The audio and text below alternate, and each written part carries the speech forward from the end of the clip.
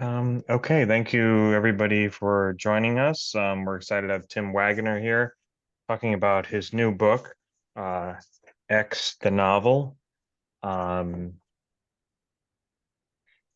Tim Waggoner writes horror, dark fantasy, and media tie-ins, including Supernatural, Kingsman, and Resident Evil. He's a four-time winner of the Bram Stoker Award, a one-time winner of the Scribe Award, and a two-time finalist for the Shirley Jackson Award. Teaches creative writing and composition at Sinclair College in Dayton, Ohio.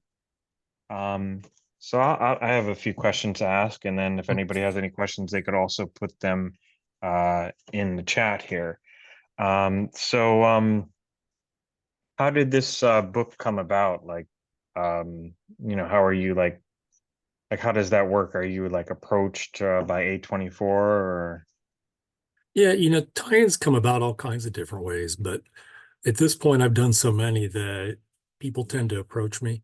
I was fortunate. Daniel Kraus recommended me to A24, and they got in touch with me. And when I got the email, Daniel didn't tell me they're going to contact me, and so I thought it was a joke because I was like, why in the world would A24 out of the blue, send me an email? And this was not too long after the Bloody Disgusting and Cineverse people had emailed me to do the Terrifier 2 novelization, which I thought was a joke too. So I was like, the second one has to be a joke. You can't get two of these in a row within about 2 weeks of each other. But just I guess the stars aligned. So yeah, they contacted me. They We did a Zoom meeting. They wanted to just kind of talk to me and get a feel for me. The two editors. One's a publisher. He had it sub, but the other one was the person.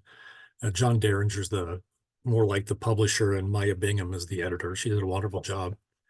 And so I met with them. We talked a little bit, and then they said, "Okay, well, we want you to write like a 10-page scene."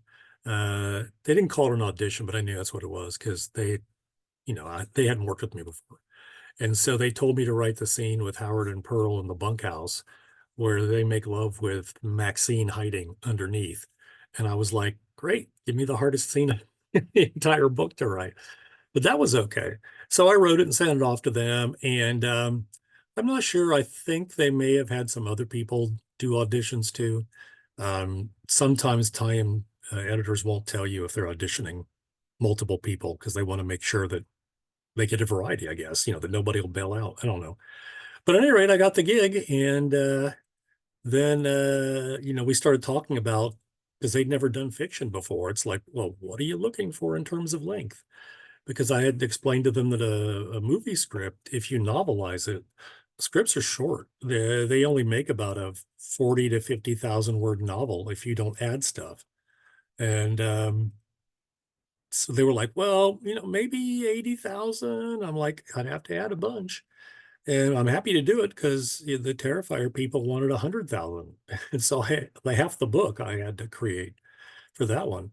And so they asked Ty about it, Ty West. And, he's the writer and director. And he's like, nope, don't add anything. Just keep my script. Anything that's in the script or any version of my scripts, that's fine, but don't add anything. Interpret people's thoughts and, describe things and stuff in the script, but don't make anything up. So they said, well, okay, well, however long it is, that's how long it's going to be. And that's why the book's kind of short. But I think in a lot of ways, we were talking before we came on about the artwork having the kind of vibe of like, the 60s and 70s paperbacks. And a lot of them are about this size. So in some ways, it's just kind of a happy accident, I think, that the length worked this way. And I've finished the other two. Matter of fact, I got just the comments from Ty on Maxine about 2 hours ago. So I haven't really looked into him yet. We'll see what he says. But they're all the same length. They're about 45,000 words around in there. Okay, cool. And we have the question from Gary. Adaptations seem to be few and far between. In your conversations with the editors, did they explain why they wanted to do a novelization? Nope. It's one of the things that I've noticed in the last few years is that there's been a more of a shift toward this. There's a small press horror publisher called Encyclopocalypse. It's like encyclopedia with apocalypse merged together. And they've been getting the rights to do sort of, I wouldn't call them B movies, but maybe more obscure 80s horror movies, even some, not so obscure 90s and 2000 horror movies. And they've been doing novelizations for a while. Um, there's sort of an undercurrent now, well, not even undercurrent in Hollywood, that somehow a book will help them promote the movie. And I'm always like, do you guys understand how many people read compared to how many people watch movies? But they're just it's tie-ins overall have really changed. And I've had about a 40-year career if you count when I just started writing. And for a long time, they were just seen kind of as, hack work, and a generation that's grown up with fan fiction and all kinds of streaming media and all kinds of pop culture stuff based on other media, they don't see them that way. I was kind of shocked about 10 years ago when younger writers were like so impressed that I was doing, an alien book or doing this. And I'm like, okay, cool. So I think the whole thing is just like a cultural sort of shift in a lot of ways. And Carrie also asked, why didn't they ask the director, Ty West, to write the novel? Wouldn't know. If I had to guess, it's because, that's why they didn't ask me to write the script for any of the movies. It's a whole different set of skills. Um, they sometimes it works. I did the novelization of Halloween Kills, and the follow-up, Halloween Ends, was written by one of the script writers. They insisted on writing it because they knew what happened between the second movie and the third one, and they didn't want me to. They didn't care what I made up for mine, but they had something really specific they wanted to do for the like in between the movies, so they wanted to go ahead and write it, and just one of them ended up doing it. And also because maybe Ty didn't want to, maybe he was busy. I know that he was still finishing Maxine when I did uh, um, uh, X and Pearl, so there was no way that he would even have any time to have done it, even if he'd wanted to. So we got a question from Sure. CJ. Hi, Tim. I really enjoyed your novelization of Halloween Kills. My question is, when you are writing an adaptation of a film, how much leeway are you given to write scenes not included in the film, but something you wanted to add? As long as it's not A24 so far, because they wouldn't let me add anything. Um, I mean, I might sneak a tiny small thing in here or there into a scene, but to kind of like accentuate something Ty was doing. Um, but in general, the other ones, nobody cares. They'll tell you if it's something you have to take out, but I've never had anybody ask me to vet, you know, anything I would put in. I've never had anybody make much of a fuss about it in terms of the stuff that I put in. You mentioned Resident Evil before, and that was I did the novelization of Resident Evil: The Final Chapter, and it takes place after a movie that ends in a massive cliffhanger that isn't resolved in the movie. So I wrote a 60-page mini movie in between where I just wrote how all that turned out. And they dropped like a character from the previous movie that our hero had connected with, a little girl. She became like her surrogate mom. So I put that little girl back in at least toward the end. And I did all kinds of stuff, and nobody cares. In that one, I killed off a whole bunch of characters because they didn't show up in the last movie. I got an email from one girl who was upset that I killed Jill Valentine because that was her favorite character. I'm like, it's not canon. None of this is anyway. It's all pretend, but it was just my book. But I get lots of leeway. The only thing that Terrifier people for Terrifier 2, they asked me to take out two things. One was minor, and I can't remember what it was, but one was the last line because I tried to guess how Art was going to come back in the third movie, and I guessed wrong. And it was just one line. I put it there at the end just so they could take it out.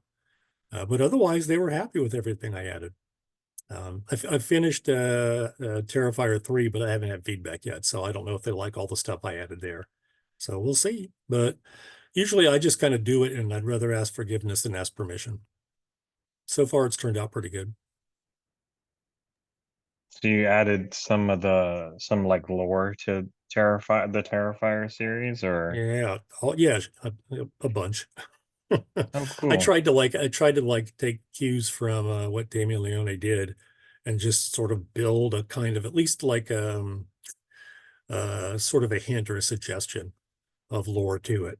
I did a little more of that in the third book. That's why I'm going to be interested to see if he has me take any of that out. But so far, so good. Cool. And Gary asked, if you couldn't add anything plot-wise, how did you get to a novel length? Well, the script itself, just by writing from the character's point of view in a scene, letting you know what they're thinking and feeling, how they're reacting, and then describing stuff. Got 44,000 words out of the X script. So that's, a super short novel, or, technically it might be a novella. But the A24 people are happy with that. So that's what we left it at. But yeah, I mean, if they're general and traditional publishing, they would prefer books to be between like about 80,000 to, at the most, like for maybe a bigger fantasy novel, 120,000 words. So yeah, in some ways it's almost half of what a traditional pop culture novel would be, but that's what they wanted. Gary also asked, how did adding all that inner thoughts and description affect the pacing? I don't know. I'd seen the movie so many times that I can't, and it was on streaming when I was writing, so I could watch it and then write the scenes as I got to them, and decide between the movie and the script, which sometimes is a little different. Um, what I might want to do. Um, Ty might have had a scene where it in a different spot. Then he decided to put it in the final movie. So I would decide, do I want to keep it in the script? Because he said anything in the script was fine. I could do whatever I wanted with that, just as long as I didn't add anything. So I'm hoping, I wrote it as a book. I try not to write it as just like, a transcription of the movie. So I'm hoping the pacing turned out okay. From all the reviews I've seen so far on Goodreads, people seem to find, they like it really well. So it seems like it worked okay. But the only way for anybody to tell would be who's somebody who's seen the movie to read it and then decide for themselves. The editors thought it was fine, and Ty thought it was fine too. So. Um, oh, okay. So James asked, do novelizations pay well? Being work for hire, are you entitled to any royalties? Work for hire, usually not. Sometimes, if the publisher doesn't know, maybe I'll get some royalties, or my agent can talk them into it. But in general, it's straight work for hire, for the most part. Do they pay well? They generally don't pay much better than usual tie-ins. I was talking to an editor a couple of years ago at Dragon Con. We were out for breakfast, I think. And I told him how much I was getting paid for a tie-in. He's like, well, 20 years ago, you would have gotten 3 times that much. Um, so you don't get that much. But the nice thing about the Terrifier books and the A24 books is they're movie studios that never did fiction before at all. They had no idea how much to pay me. And so I did get more money for those than I usually do. So that was nice. So I wasn't about to tell them, it's not industry standard for the publishers that do already, do tie-ins. If you have that kind of money, and it's not gigantic money or anything, but it was more than I've gotten before. And so they paid pretty well. I don't know if I'll get to do any more. Hopefully I'll get to do the rest of the Terrifier movies. Um, I don't know if there's going to be another X movie or not. Ty says no, but you never know, maybe somewhere down the line. And I have no clue if A24 is going to do any more or not. I just emailed them today to ask, since the Maxine book is almost finished. So do you have like a standard process to adapting movies? Or is it like changed from movie to movie? No, in general, it doesn't change a lot. And I just made this up the first time I got one, because there wasn't like any place that I could find that said, here's how to do it. So first thing I do is, read the script. Um, Usually you get the script and you don't get to see the movie, because the movie doesn't come out for like a 6 months or a year or something. So all you get is the script. The big thing that changed for the Terrifier movies and the X trilogy movies is I was able to see all of them before I wrote. Um, I didn't quite, I actually wrote Terrifier 3, but right before it came out, but it took them so long to read it that I was able to go ahead and go back and change things based on the movie. Um, but what I do is I read the script and I read through just to get the sense of the story. And I try, but because in general, I'm going to have to expand stuff. I just think of areas that could be expanded, and just write notes for that. And the next thing I do is I sit down and type up all the dialogue because I know that's all going to go in no matter what. And then once I have all that down, I go through and then I start filling in the scenes around the dialogue. Um, and then I'll add, as I go, I just go through it linearly. And if I get to a point where I want to add a scene, I add it. And I just keep on cruising through. And then I edit as I go, I sweep back and forth. And then, it goes to the IP holder and somebody there, whoever's in charge of looking at their licensed products will go ahead and read it and then give me feedback. An editor at the publisher, because the publisher is usually a separate publishing house, will go ahead and give me feedback too. And I, incorporate all that and incorporate the edits. There might be a copy edit as well, and then pretty much done. But with the Terrifier and the trilogy movies, like I said, I had the movie on and I would like watch it. I had the subtitles on so I could compare the dialogue with the actual dialogue the actor said compared to what's in the script, and then decide which I liked better. Um, and then I would, in some ways, it was almost like reporting because I could describe whatever was on the screen. And for the first Terrifier book, they had to cut some of that out because I had too much that I could describe, and I didn't even realize it because I could see everything, every bit of clothing, everything in the room, what the curtains looked like. And so some of that got taken out, which is good. And I learned from that not to do too much of that. But that's pretty much my process for novelizations. It's worked pretty good so far. Oh, we had a question from CJ. When you are writing novels, what is your process when beginning to write your books?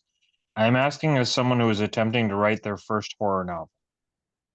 You can do it in all kinds of ways. You can just go ahead and start with just one thing, and you can go ahead and create your whole novel from that and just write it as you go. Other people plan the whole thing out. I tend to kind of do if it's an original novel, I tend to do, kind of the same thing. I sort of do half and half. I do a little bit of planning and then I just kind of go forward from there. Sometimes I'll have an outline, but never look at it once I've done it because I know in general what's happening and I can go ahead and just make stuff up. But this is because I've been doing this for such a long time. When I first started out, I found having an outline helped a lot. Um, these days, if I was starting out, I might get something like Scrivener, although you could outline something using PowerPoint pretty easily and just move around the slides without any kind of trouble whatsoever. You wouldn't need any kind of big fancy program. Um, and I've internalized the basic structure of scenes. I've internalized the basic beginnings and endings of chapters. I have a good sense of when to switch from one character to another. And it's like a sports person or a musician who's been doing it for a long time. There's a lot of basic stuff that happens sort of like in the background, almost like a computer doing things that you're kind of not aware of. But because I teach, I always try to stay aware of that so I can help other people too. One of the problems with people that are really good at something is they often don't know how they got good or they can't remember. And when it's time for them to teach it, they can't do it. So there's no right way to do it. Um, I think the only thing that the best advice I can give is not to worry about it too much because people seem to be so worried that there's like one kind of key and one kind of way and one kind of thing that will give you success and there isn't. Um, in some ways, I think of like a writing career as like Groundhog Day. You just have to keep going through the process of writing stuff over and over and over and learning as you go yourself. You have to teach yourself. And I also saw like a meme somebody put up a couple days ago that said, "Don't chase after your dreams. Humans are persistence hunters. Walk slowly after them and wait for them to get tired." And I was like, that's a joke, but it's also true. It's really the long haul for a lot of stuff. And I remember when I started out in connecting with other professionals through like the early proto social media and going to conventions in my late 20s, they would say it takes about 10 years, 10 to 15 years from start to when you start publishing. regularly. And I don't know if it's true. I've noticed that people who are in their 30s take a lot less longer. I think because they already know how to manage their time, they already know how to work, and they also, in general, mostly, are more mature probably than somebody in their early 20s. Um, but once I saw that, I was like, oh, and, they also used to say the first million words are practice, and I was like, okay, so I have to get started because I need to get those million words done. And it helps a lot if you're in love with it, because if it's hard, if you hate rejection or you hate getting the words down or you find it miserable to keep going at it, it can be tough to keep going. Um, I'm not, I don't, I'm not here to plug my other stuff, but I did write a book called Writing in the Dark, which is all about writing horror. I try to pour everything I know about writing horror so I could help people. So you might check that out and see if it helps you out. I'll also put my email address in here sometime before I leave, and you can always send me, email me if you have any questions about anything. We had a question from Gary. Mhm. I've heard that X the movie lacks an active protagonist, that she is mostly reactive to events. Did you find that to be the case? And if so, were you quietly chomping at the bit to change things? It's a really good question because one of the things about horror stories is that the characters are often reactive, at least to start, because if something bad wasn't happening to them, they'd just be living their life. It's not like they have a goal first, like a heist movie where it's like, we are going to steal this thing and they have to work actively to figure out how to steal it. Their only goal in X was to go ahead and, make this porn movie that they somehow thought was going to make them rich. Um, Although, the main character, not main character, but the older character, Wayne, foresees the home video revolution. So who knows? If he'd survived the movie, maybe it would have worked. But there comes a point where Maxine does become more active. And there actually comes a point where everybody becomes more active. So it does follow the basic kind of horror pattern of the first third or two-thirds maybe being more, or half, where the characters are more reactive. And then when the threat level moves up, they're forced to be active for whatever reasons, or forced to choose it, or they realize they have to choose it. So I don't know. I do kind of remember thinking of the characters as a little more active, maybe as I wrote them, but a lot of that's just internal stuff. Um, what's going on inside them as they say, or right before or after they say a line of dialogue. So I think so. I think they're a little more active maybe than in the movie. Gary also asked, how long did it take to do the adaptation? My agent would want me to say it takes 2 months, but when the movies were already out too, I don't know, 3 weeks. Doesn't take me very long. Took me very not. I didn't really like push myself exactly on the A24 ones once I found out they were going to be short. I mean, I wrote them just at a decent speed, but they still took about 3 weeks. I think I did Terrifier 2 in about 3 weeks too. But I was super, that weird kind of horror, and being able to have my own stuff was so much fun that I just kind of plowed through it. I enjoyed writing the X trilogy books quite a bit. Um, but because they were so short, it didn't take really long. A lot of tie-ins, especially in general, novelizations have short deadlines because if they want a novelization to come out to promote the movie, it has to come out 1 week after the movie. And so they have a very strict deadline of when these things come out. For the Terrifier folks, they didn't have a set deadline. It took a while for them to kind of figure out how they wanted to do it because it was a big learning curve for them since they'd never published books before. And they eventually ended up partnering with Titan Books to get it out. But they decided they wanted it to come out like right before the third movie, since it's right before the third movie. It kind of starts its own story as opposed to just following on from the first one. And it didn't matter for X. They weren't that worried about having it come out, the first one come out around when Maxine did. They just wanted them out. And so they just sort of, planned them whenever. But the deadlines that they do tend to be fairly short, and a good agent will do, her best to go ahead and try to get you as much time as possible.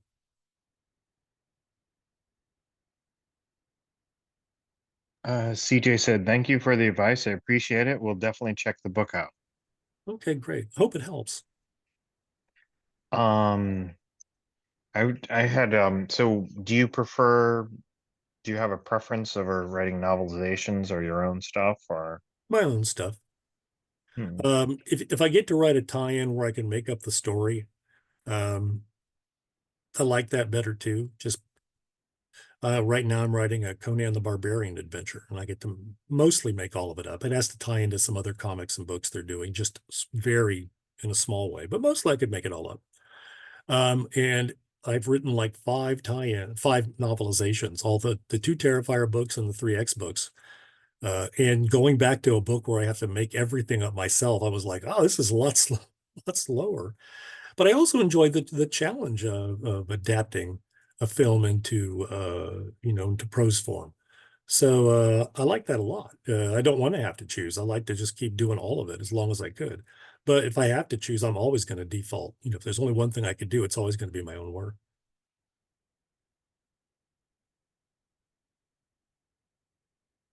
got another question from Gary. Are you a Conan fan? How did that come about? The tie-in editor at Titan, I've done a bunch of tie-ins for them, and he was working on Terrifier 2 once the Cineverse people, Bloody Disgusting people, decided to work with them. And so he just asked my agent if I wanted to do one.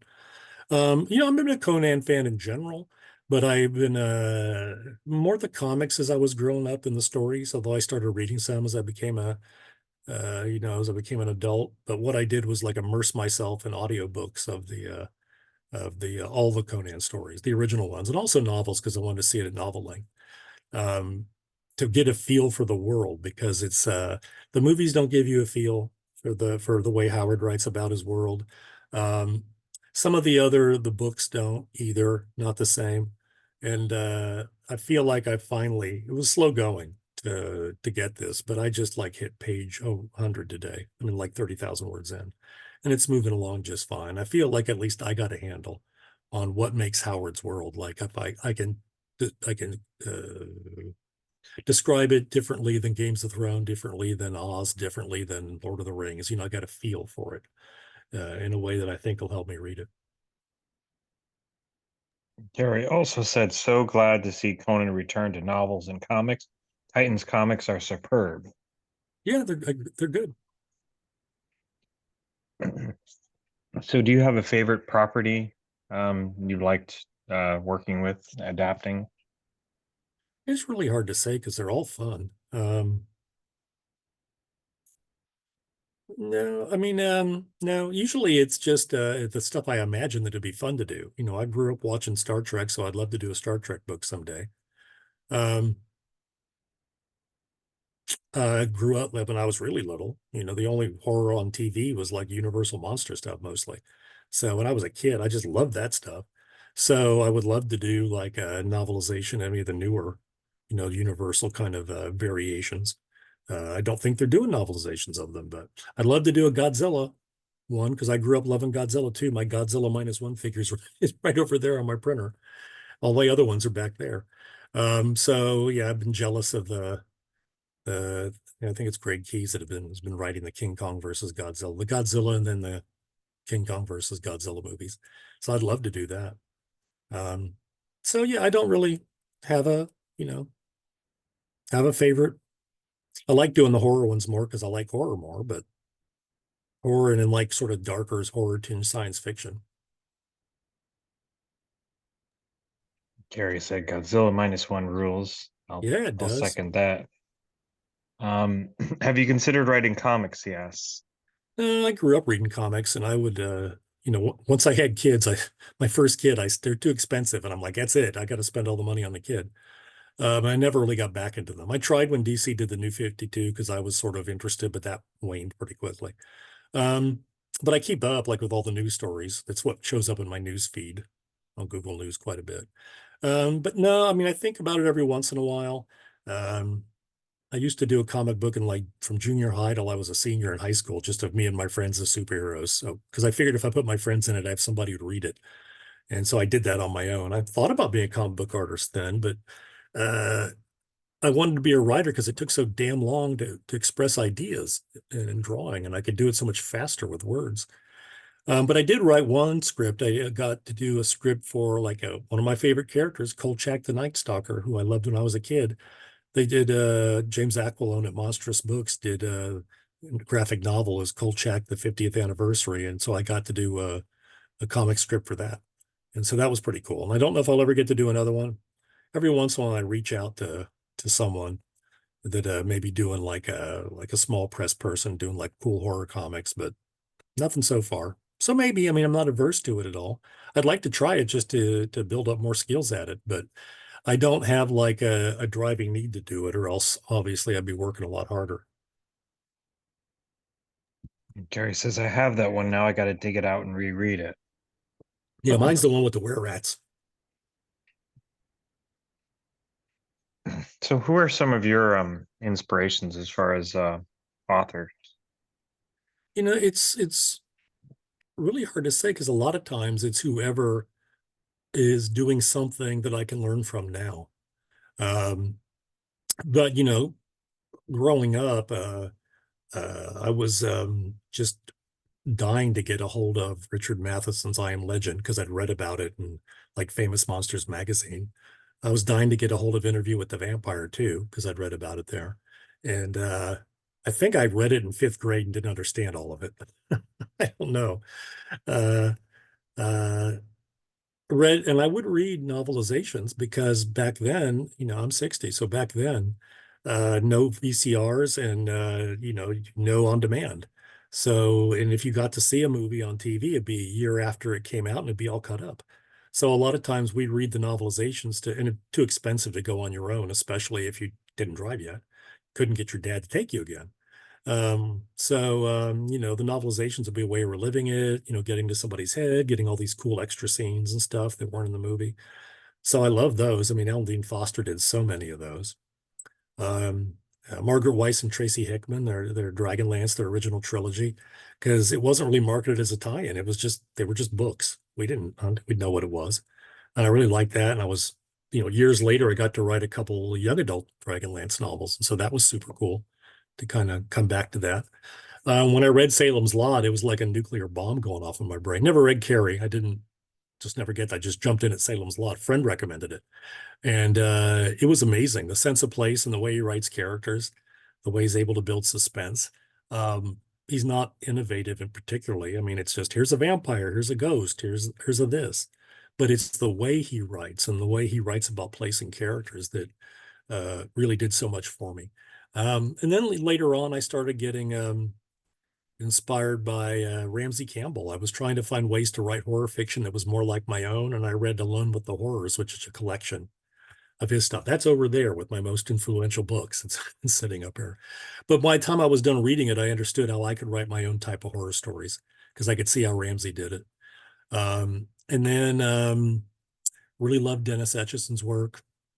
Got to know him a little bit before he passed, and that was wonderful. I got to be in an anthology that he edited, so that was great. Um, Shirley Jackson, love her stuff. She's like back there on my wall right behind me in blue. Um, Eric LaRocca right now is a wonderful writer, very beautiful prose, lyrical prose, and just absolutely brutal content in a lot of ways. It's just amazing. And I've been honored to blurb a couple of his things. So that's just like, off the top of my head. I've got so many books that I buy from, I got to read this person. I got to learn from this person. This sounds awesome. Uh, I don't know yet if they're, favorites or whatever, but I did pretty good there. Usually if somebody asks me to list favorites, I can't do it. So I'm impressed with myself. So you mentioned some books and authors that you like. Do you have any movies you would recommend, especially for, this time of year? Oh boy, it depends on the kind of stuff you like. What things I like to do now is go to Tubi and try to find the weirdest offbeat indie movies and, hopefully find like a really good gem. Um, One of the ones I really liked recently, well, sort of recently, it's a couple months ago I saw it, was Brightwood. It's like it's a strange combination of comedy, character drama, hardcore horror, and Groundhog Day. And I thought it was a really good movie. Um, let's see. I think there's one called Lovely, Dark, and Deep that was really good. It's an explanation about why so many people disappear in like national parks. That one was really good. So those two are a couple off the top of my head that I'd recommend. CJ said Dennis Etchison is great. I'm a huge Halloween fan and recently learned that he wrote movie novelizations of the Halloween franchise. Yep. He wrote 2 and 3, and I don't know it for a fact, but I've heard rumors that he actually wrote the first one and his agent just put his name on it because the agent's name is on it. So he may have written the first 3. He also wrote one for Videodrome and one for The Fog. Oh wow, You I can find didn't the know there. second one. The second one you can find finally it's on an ebook. You can just get it. You don't have to pirate it anymore because it's really expensive to buy the actual book. But I think you can just get it off the ebook off Amazon now. Probably the first one too. I didn't know there was a video drone novelization. That's pretty cool. It's one of Yep. my favorites. Yeah, he writes under he wrote his novelizations with the name Jack Martin.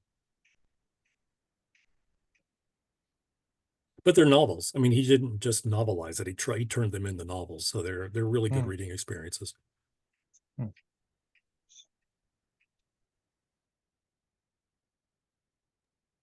So I don't know if you already mentioned it. What are you currently working on?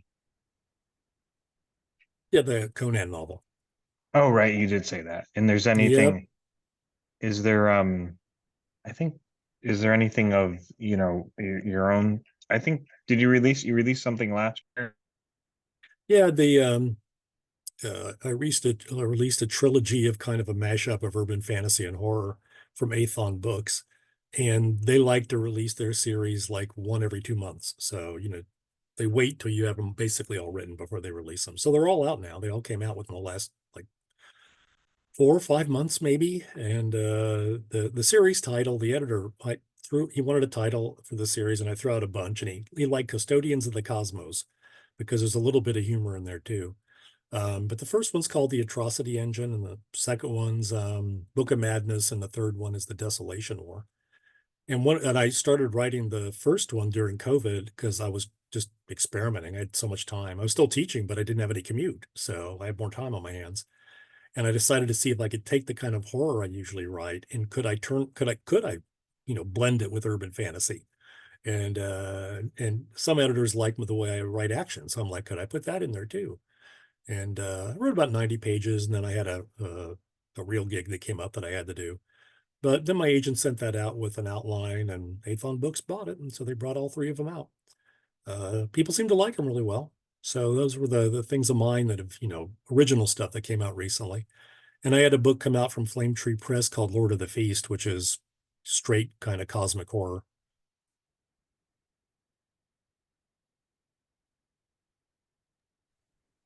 So so you're like a Lovecraft fan, you're wrote in that kind of vein. More like the concepts. I mean, it was, Hmm. like a lot of people, I absorbed those kind of things through all kinds of popular culture and comics and movies before I actually even read. I was probably in my, I don't know, mid 30s, probably mid 30s, mid to late 30s before I started reading a bunch of Lovecraft seriously, just to get a sense of what he's like. Um, so I don't consider myself like a Lovecraftian at all. But yeah, in terms of all the stuff that, he sort of created and so many other people took and ran with all of that, then yeah, I really like the cosmic horror really well. It's like my favorite. Um, Even if it's the kind of cosmic horror where just reality is messed up in some level, and it doesn't have to be, tentacle monsters behind the thin wall of the that separate realities. I love me some tentacle monsters, but as long as it's just some kind of thing, like I love The Endless, and then the movie before that, Resolution. They're both great, and I'm not sure that they're like I would call those Lovecraftian necessarily, but they're definitely cosmic horror. CGS, have you always taught creative writing novels? Actually, I got a couple of questions coming up here. Actually, let me get to Gary. He was first. How do you like working with Flame Tree? Seems like they are putting out a lot of good horror fiction lately. Oh yeah, the editor's Don Dorian. I worked with him at Leisure, and then later when he was at Samhain Books, I worked with him. So I love Dawn, and that's why I started working with Flame Tree. That was one of my books was one of the first like 5 horror novels they put out. Because before that, they were just doing like they did some anthologies, but mostly they did things like journals that nice journals people could write in and stuff. And they got to meet the publisher at I think it's Book Expo in New York. And he's like was a former publicity person for HarperCollins UK. So I was really impressed with all the with him and all his marketing plans and everything. So yeah, I really enjoyed working with Flame Tree. Um, they're really good. So I'd recommend them, recommend sending stuff. Always recommend working with Don. CJ asks, have you always taught creative writing while writing novels? How do you create a balance between the two? I've always I don't know when I first started teaching creative writing, but probably late 20s is when I first snagged a creative writing class, but I was teaching composition before then, and that's primarily what I teach overall. I mean, I still teach creative writing, but I may teach like 3 composition classes for every creative writing class I have. I don't try to create a balance between the two. It's as far as I'm concerned, it's all part of my life. I can't imagine doing one without the other. Although at this point, I got 5 years till I retire, so I can imagine now. I'm getting there. Um, I just one of the nice things about teaching full time is that I can grade when I want, and I also always know what my schedule is. I mean, it changes every semester to a certain extent, but I have some leeway on how I set it up. So, I know I'll have, oh, this time my classes don't start till 11. So I've got the morning to write, or, oh, this day they're done at 2. I've got the afternoon to write. And I just, once I get moving on a project, I just get moving on it. I'm one of the people that the busier I am, the busier I can be, the more I can do. And if I end up not being busy, my mind just turns to sludge. And I just like want to sit in front of the TV and watch like, you know, cryptid shows one after the other.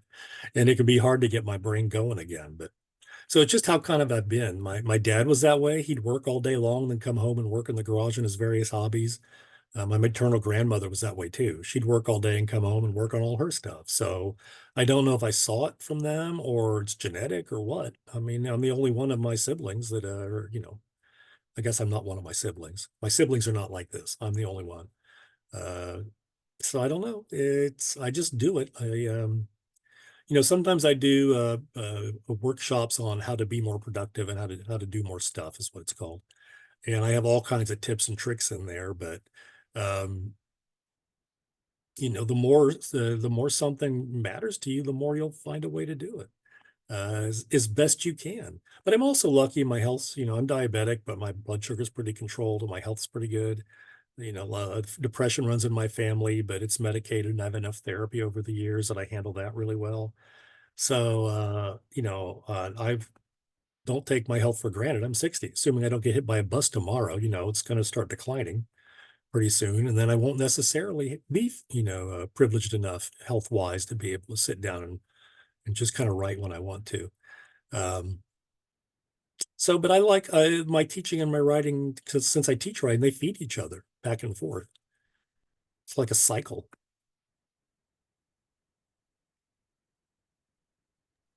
Gary asks, in terms of publishing, do you have an agent? Is it vital to have an agent for a horror writer starting out? Are there opportunities to break in? And what's your best advice for breaking in as a writer? You don't need an agent for anything. Um, but a lot of it depends on how you want to publish.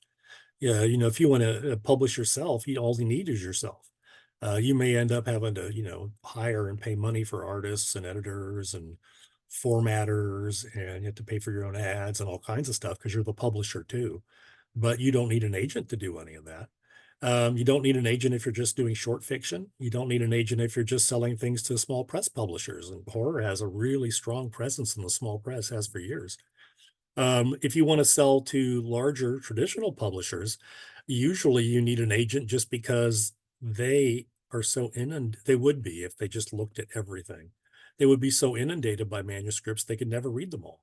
So they rely on agents to kind of vet writers and send stuff to them that in general is probably of a high enough quality to publish. Now, whether they publish it or not depends on whether, they fall in love with it or they think it's going to fit their overall list of books they have coming out for that year.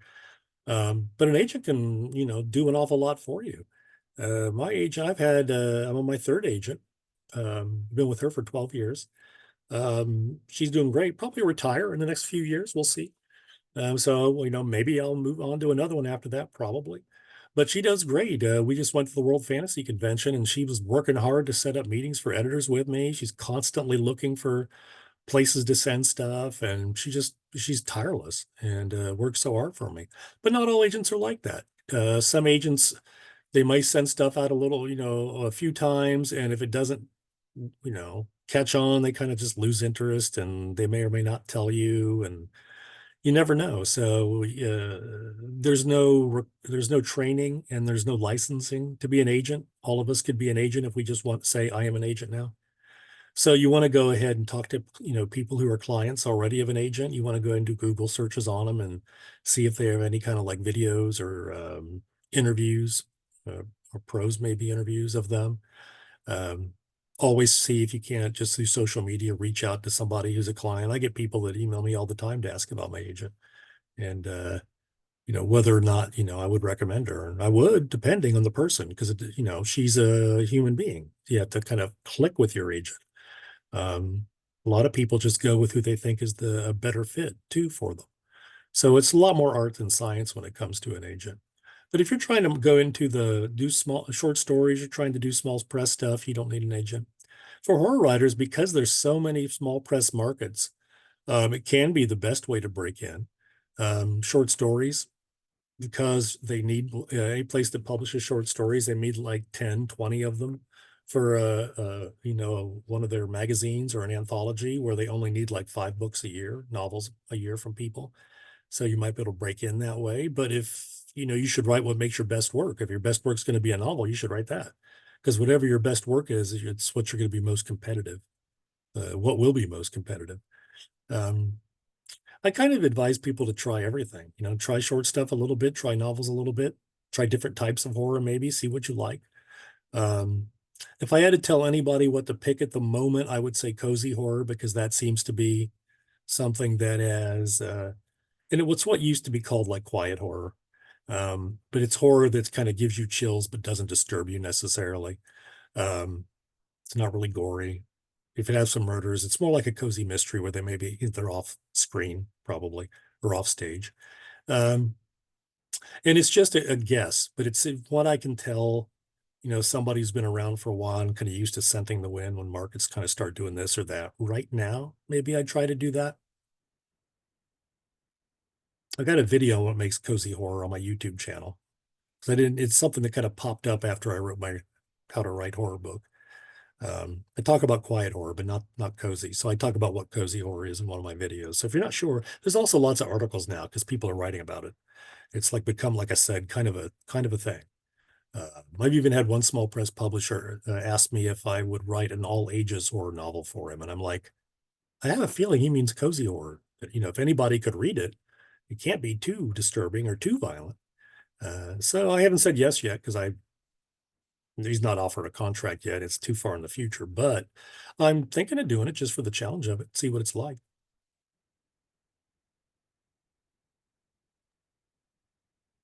Cool. So time for a few more questions. I'm seeing Sure. the chat if anybody has Yeah, another before I question. forget, let me put my email in so people can email. You can also just go to my website. It's just timwaggoner.com. And you can find contact from there. I'm on all the socials pretty much. It's easy to find me. Just a Google search will do it. But that's my email address. You're all welcome to email me if you ever have any questions about anything. Oh.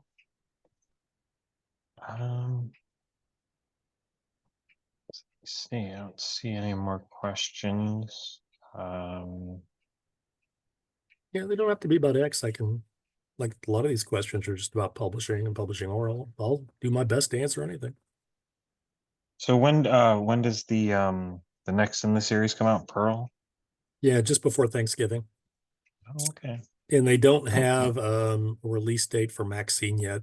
Early in 2025. Since I'm pretty sure that once I go through Ty's suggestions and make changes, which hopefully won't take very long, usually doesn't. His suggestions are pretty minimal and easy to do. Then they'll go ahead and start putting in production. So I wouldn't be surprised if it's January or February, but I don't know for sure.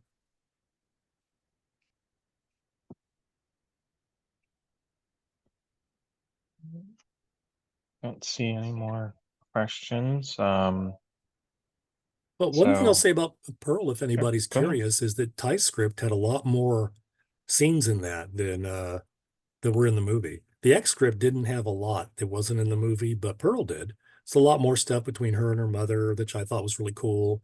And I can see why, he would take those things out, given the overall kind of way he did it in so much more of a cinematic way that ate up a lot of time, and also wanted to keep the pace going. But in a novel, it's a different pace. So I was really happy to be able to include a lot of that stuff. So a little bit in Maxine too. The biggest thing that he does is he cuts down some of the conversations between characters, and so those get linked on all the movies, and so those got lengthened. Um, in Maxine, he didn't have the backstory of her buddy who runs the video store and why he has a cast on his arm. And it's not in the script either, but I read an interview where he talked about what in general he intended to do with that character. So I did it. I don't know what I'll find out tonight later. Whether I guessed right about what he wanted to do, or whether he's going to make me take that out. But so I'm hoping that he'll let that kind of thing in, because it's something he intended to do, but just wasn't able to fit in.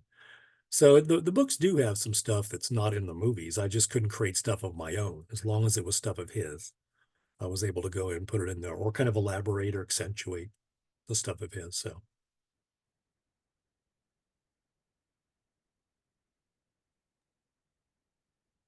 Think I see any more questions. So if that's it for the questions, thank you everybody for joining us. Thank you to yeah, Tim for a great discussion. And check your emails. Somebody will be winning a signed copy of this lovely paperback.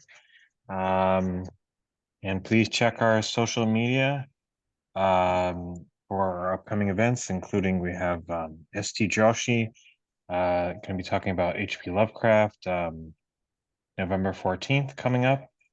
And so CJ says, thank you, Tim, for all your advice. I look forward to reading X. you're welcome. And thank you, everybody, for joining us. And Yeah, have a good night. Have a happy thanks Halloween. everybody. Have a good one. All right, bye everybody. Bye.